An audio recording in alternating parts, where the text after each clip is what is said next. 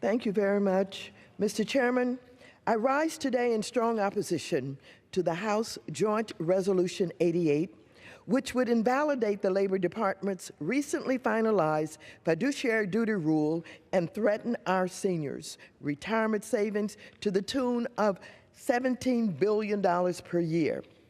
The rule closes loopholes and gaps in our laws so that all financial advisors act in their clients' best interests when providing advice on retirement investments. This is an essential reform that will protect our seniors and ensure our retirees are financially secure. Not only is this rule a common sense update, but the Labor Department worked diligently to address all legitimate stockholder concerns.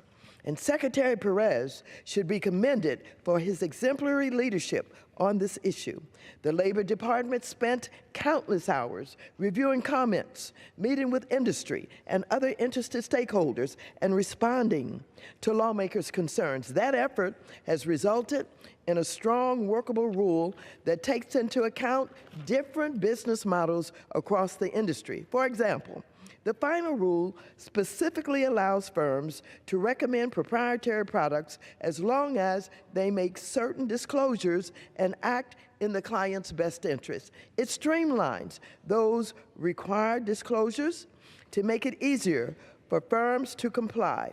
It provides flexibility in the timing of a contract between client and advisor, and it establishes clear distinctions between what is considered education and advice. Overall, the final rule is carefully crafted to protect investors while creating a workable process for financial advisors. What's more, the rule is supported by hundreds of stakeholders who represent the financial services industry, the public interests, civil rights, consumers, labor unions, and many investment advisors who are already providing advice to savers under a fiduciary standard. And yet, my colleagues on the other side of the aisle are so intent on dismantling this crucial rule. This resolution is not their first attempt.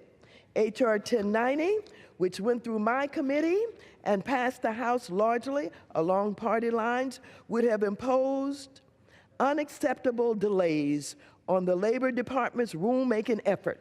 Different measures were considered in other committees that would have replaced the rule with a harmful alternative, and riders were attempted on appropriations bills to prevent the department from working on this rule altogether. Now, Republicans may have the votes to pass the disapproval resolution on a simple majority, but the president will veto this bill, and Democrats will stand strong to ensure that they cannot override that veto. We will ensure that the laws protecting our seniors' savings are as robust as possible in a fair market. We will ensure that hardworking Americans can trust their financial advisors and make sound investments. And we will ensure that everyone has the right to retire with dignity and security. Mr. Chairman, I yield back the balance of my time. Gentlelady yields back.